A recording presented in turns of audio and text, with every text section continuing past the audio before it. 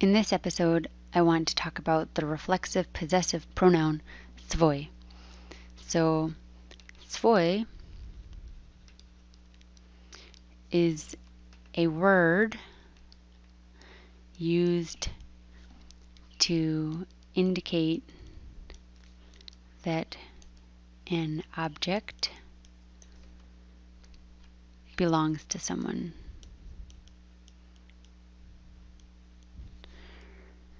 Regardless of whether this person is in the first, second, or third person, or expressed in the first, second, or third person. So it's always going to be svoy. And it's used only when the object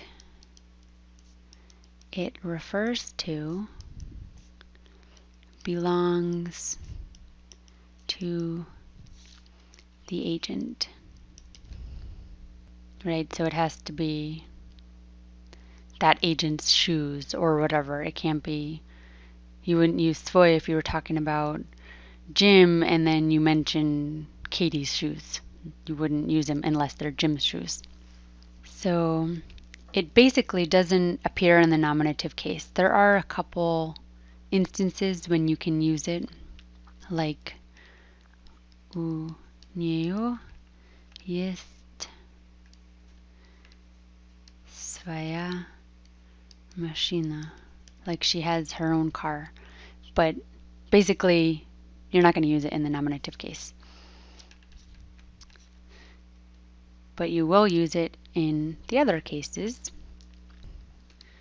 Это свой брат. Because we don't know whose brother. Is it the person who's talking or, the person they're talking to? So don't use it in the nominative case. But you can definitely use it in the other cases. You can say Я жду своего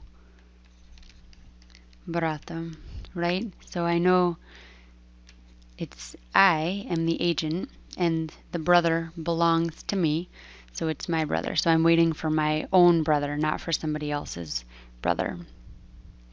And it's used in these other cases. So it's used in other cases to clear up the confusion about who owns what when the object is in a subordinate clause.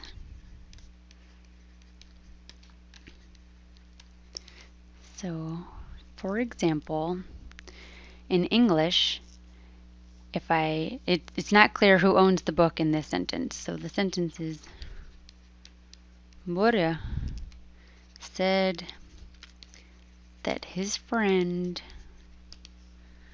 lost his book. So I don't know, did Borya lend his book to his friend and then his friend lost his, meaning Borya's book, or did his friend lose his own book? It's not clear. But in Russian it's clear because we're going to use svoy and it's going to refer to the subject or the agent of that clause.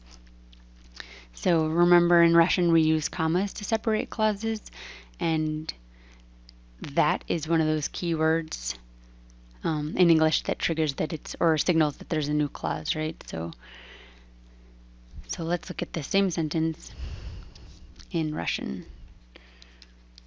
Боря сказал, что его друг потерял свою книгу.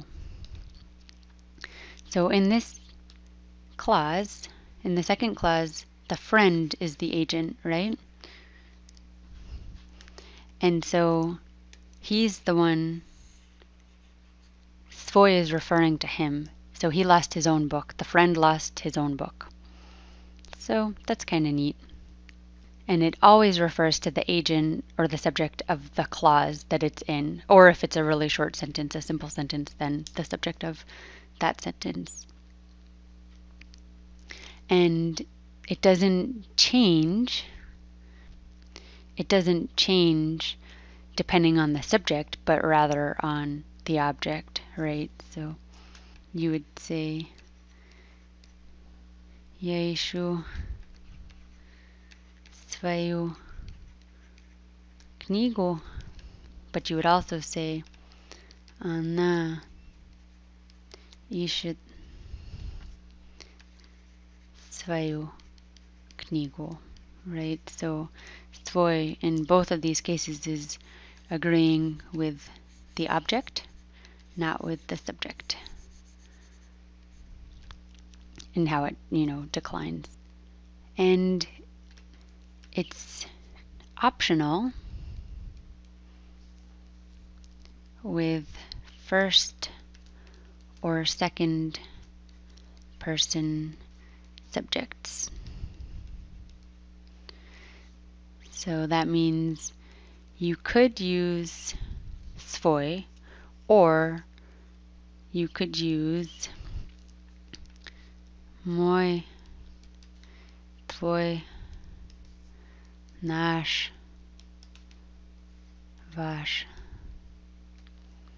instead. So, for example, you could say Я забыл мой or свой зонтик, right?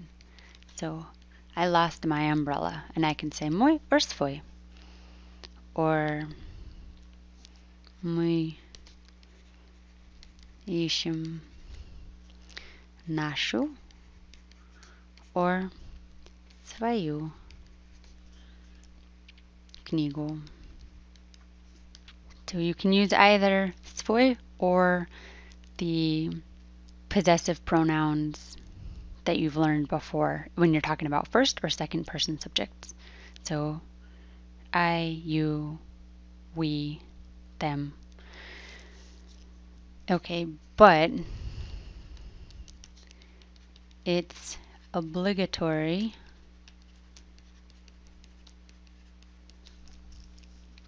when it's the third person subject and the subject and the possessor are the same. So for example, third person, it's going to be его, ее, их. So these have different meanings. They do not equal svoy.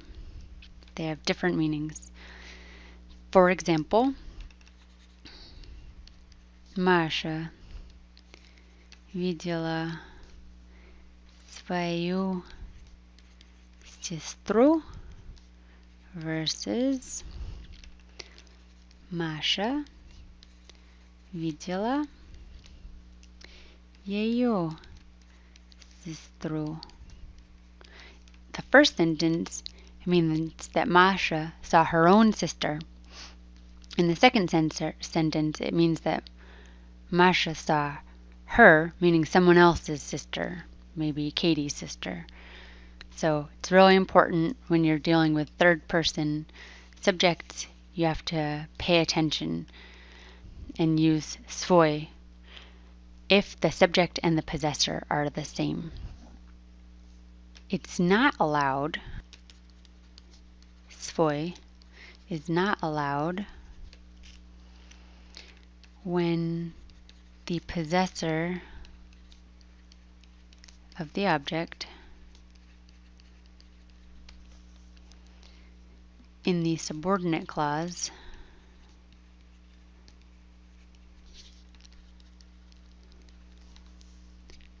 refers to the subject of the main clause, but not the subject of the subordinate clause. So even when you're dealing with third person, the possessor of the object and the subject of the subordinate clause must be in the same clause.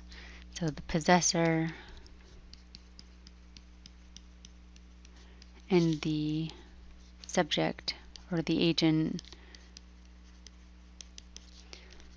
must be in the same clause.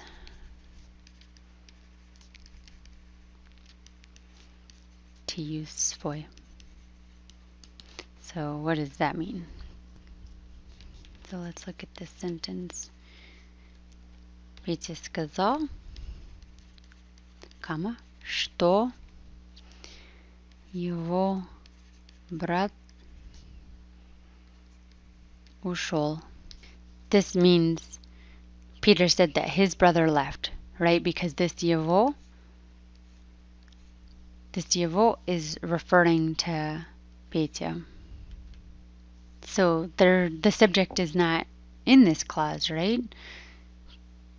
Peter is not in this clause. Unlike up here where we had the friend and the book, right? So Боря сказал, что его. So here его is referring to Боря. It's his friend. But then this is our new subject. It's his friend is the subject of this sentence. So his friend lost his book. So if you don't have the subject in that subordinate clause, you can't use svoy. So you could not say Петя сказал, что свой брат. Nope, cannot say that. So hopefully, apart from the little exceptions, it's pretty clear. And you can appreciate how svoy clears up some confusion that we have in English. You need to really explain who you're talking about and pay attention when you're writing some sentences. But in Russian, you can just use this other possessive, this reflexive possessive pronoun. So